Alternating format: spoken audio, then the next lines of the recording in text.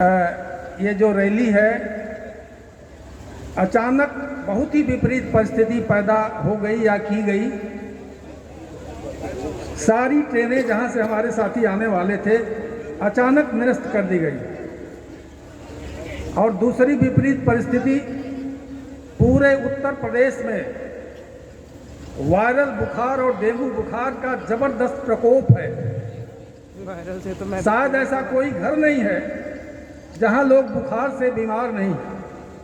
और बहुत सारे साथी यहाँ भी उस बुखार से लड़ते हुए, मुकाबला करते हुए इस रैली में, संघर्ष में शामिल होने के लिए आए हैं। हम सभी को, आप सभी को क्रांतिकारी अभिवादन करता हूँ, लाल सलाम करता हूँ। साथियों, 3 महीने तक अभियान चलाने के बाद लोकतंत्र और संविधान बचाने का आज ये रैली यहाँ लखनऊ में हो रही है। और आप ये भी जानते हैं कि इतने बड़े सवाल पर उत्तर प्रदेश में ये पहला अभियान है जो कोई पॉलिटिकल पार्टियों द्वारा, और ये पहली रैली है जो प्रदेश स्तर पे संविधान और लोकतंत्र के बचाने के सवाल पे लखनऊ में की जा रही है। लोकतंत्र और संविधान की रक्षा करना वास्तव में हमारे जीवन की रक्षा करना है, हमारे देश की रक्षा करना है, हमारे भाईचारे की रक्षा करना है, हमारे देश के में जो शहीद हुए आज़ादी के लिए उनके कुर्बानियों की रक्षा करना है। और उत्तर प्रदेश में बहुत ही बुरी हालत लोकतंत्र संविधान पर हमले की है। यहाँ पे संविधान कुचला जा रहा है। जो सरकार बीजेपी की संविधान की शपथ लेती है हर नागरिक को बराबरी निगाह से देखने की, वो सरकार असल में जब काम करती है तो आरएसएस के नजरिए से काम करती है, सांप्रदायिकता दृष्टिकोण से काम करती है और मनुवादी सिद्धांत के आधार पर काम कर रही है। आप जानते हैं उत्तर प्रदेश में लगभग 20% आबादी मुसलमानों की है। जब से योगी सरकार आई है निरंतर पहले दिन से उसने आज तक एक सबसे पहला काम किया है, मुस्लिमों पे हर तरह के हमले को लगातार बढ़ाते रहना। दूसरे नंबर के नागरिक बना डाला गया उत्तर प्रदेश में।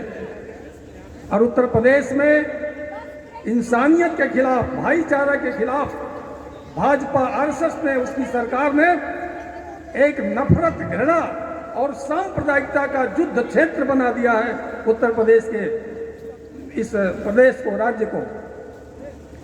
तमाम जो जन आंदोलन है उन पे हमले हैं, शांतिपूर्ण तरीके से प्रतिरोध नहीं कर सकते हैं। और आप सबने देखा है सीएए के विरोध में, किसान आंदोलन के समर्थन में जब वाम दलों के लाल झंडे के लोग सड़क पर उतरे थे, मुख्यमंत्री ने कहा था, याद करिए, कि हम वामपंथियों को उत्तर प्रदेश में सबक सिखा करके छोड़ेंगे।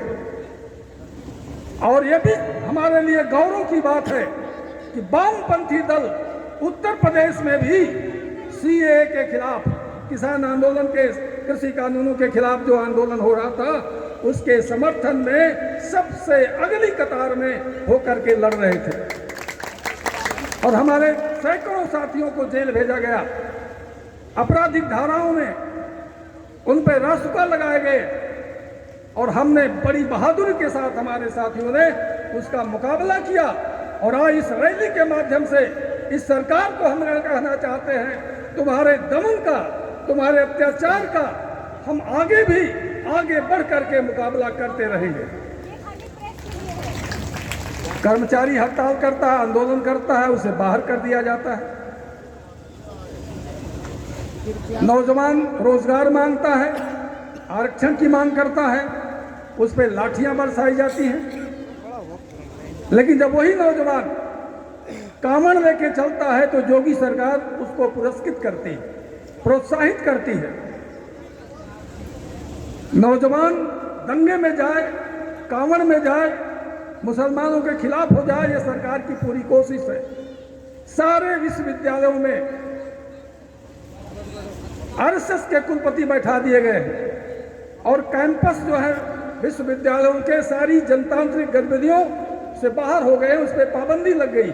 लेकिन एक बात ध्यान देने की है कि विश्वविद्यालय के परिसर आरएसएस के गतिविधियों के केंद्र बने हुए हैं। और आपको ताज्जुब होगा, काशी हिंदू विश्वविद्यालय जैसे विश्वविद्यालय के परिसर से ज्ञानवापी मुक्ति आंदोलन अभियान को तेज करने की आवाज निकलती है, वहां पे सम्मेलन आयोजन होता है। योगी सरकार तमाम जैसे जैसे चुनाव आ रहा है, मोदी सरकार जैसे जैसे चुनाव आ रहा है, तमाम झूठी घोषणाएं भी कर रहे हैं। कहा किसानों को हमने बहुत मदद की, हमारा पशुओं की समस्या आप जानते हैं, पूरे उत्तर प्रदेश में खेती बर्बाद हो रही है। और वास्तव में यह समस्या योगी के साथ ही आई है। योगी सरकार इस समस्या को अपने जन्म के साथ ले आई है और यह भी जाहिर है, निश्चित है, यह समस्या योगी सरकार के साथ ही खत्म होने वाली है। जब तक योगी सरकार रहेगी, भाजपा सरकार रहेगी, किसानों की समस्या नहीं जाएगी। कहा बिजली माफ कर देंगे किसानों की, माफ नहीं किया। हजारों एकड़ जमीन जबरदस्ती किसानों की ली जा रही। अभी 30,000 एकड़ जमीन पहले चरण में लैंड पूल के नाम पर योगी ने छीन लिया है किसानों से। आगे भी अभियान जारी रहेगा और ये जमीन कारपोरेट को देने की इंतजाम